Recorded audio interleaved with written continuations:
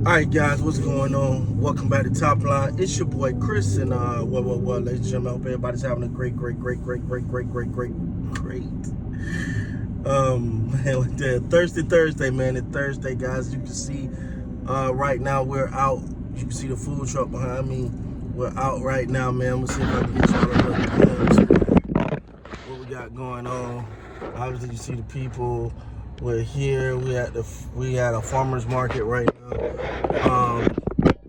Trucks being a hit, so we're just thankful, man. We're just thankful. But in the meantime, we'll talk about these Dallas Cowboys and these two beautiful young ladies behind me. Just look at them. Izzy. All right, so let's talk about it though, man. So still breaking down, if y'all can't tell, man, still breaking down this video with Stephen A. Smith and Jerry Jones. And Jerry Jones kind of alluded to something that I've been saying for a long time, man. This is his thought process, and when it comes to the Dallas Cowboys and this contract negotiation, he said, and I quote, "If you could just look around the corner and realize." I'm paraphrasing because I ain't got time. I can't talk exactly, Jerry going forever. But he said if you just look around the corner, you'll realize, pretty much saying if you take a long view of things, rather than just trying to worry about the money right now, just look at how many players I've helped. I've been helping players with. He gave a good example. He said there's players that when they get an opportunity, they call me.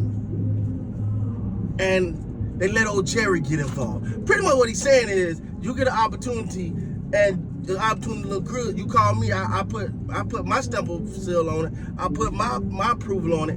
That thing gonna take off. But it's a give and a take, and I understand that. Now listen. If it depends, everybody's not business people. Some players are saying, yo, give me my money now, that's fine. I don't hear nothing about nothing else. We ain't got to be cool down the line. We ain't got to do nothing. Just give me my money. Let me move on with my life. I don't care about all that. And that's great. And if I'm honest, most players feel like that and probably should feel like that. Give me my money now. I ain't giving you no breaks. But if you got a foresight, you really want to get into doing business and stuff like that, having a Jerry in the car, I get it. I'm gonna give y'all a couple of examples. This farmers market that we have right now, man, been a tremendous success so far.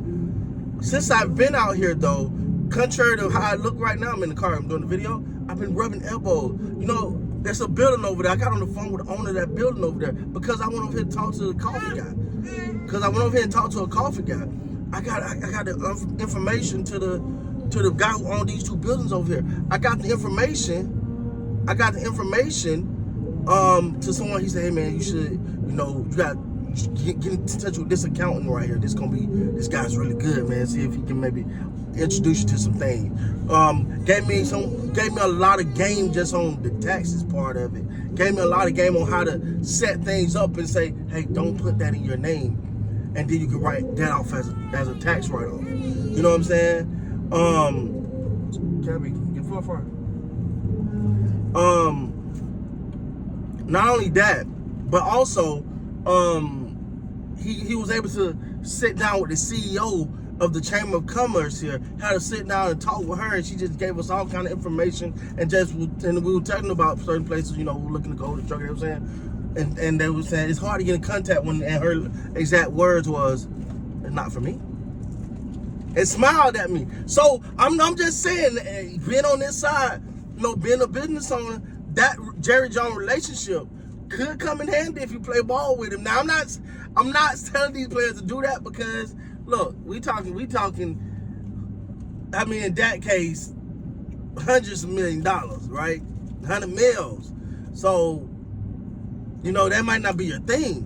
You know what I'm saying? I understand where Jerry's coming from, but Jerry has to understand too. You're not talking to fellow businessmen. You're talking to players.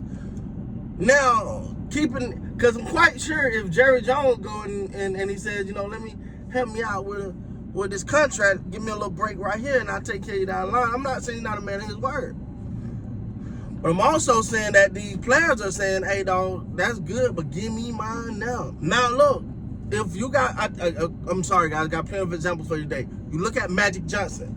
Magic Johnson, even though it was to the behest of his teammates, he hung out with Dr. Buss, the owner of the Lakers, and he got to know him. He got to know business to a point that when Jerry Buss was getting older, he brought Magic Johnson in as an owner of the Lakers just because he built that relationship. He sought it out. But you got to say too, Dr. Buss was paying Magic. He tried to give Magic the biggest contract in the world. At the time, you're gonna give him the big deal, that biggest one that's upset all NBA owners too. But he knew Magic, but Magic had the foresight to say, I want to be a businessman. Well, Jerry got to understand a lot of these players, and unfortunately, they're not trying to be businessmen. They don't want to hear about that. Jerry also brought up taxes. You don't pay no taxes in Texas. Playing here got that advantage. And listen, I'm going to say this here.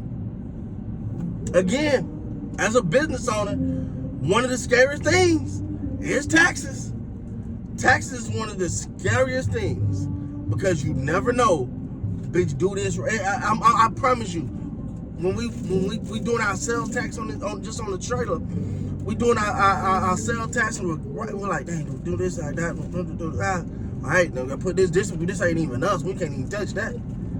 You know, we can't even touch that. That got to go to, you know what I'm saying? So, I get what Jerry's saying, but I think the money is so astronomical now that these players are like, dog, if I need to get something done, I got the money to get it done. Money talk. Give me my money. We'll deal with all that other stuff later. I don't really want to hear about all that. Give me my money. And we'll deal with it. I don't need the Jerry Jones stamp of approval. I don't need you to walk into a building with me. Hell, is you even gonna be here to walk in the building with me when I get ready to get out this league? And I need a call, and I need someone to help me out. I get Jerry's point, but at the end of the day, man, these players, and a lot of it's the ego too. These players ain't trying to. What? I'm the best player, but you want to pay me like I'm the second, third, fourth, fifth best player? Nah, pay me my money.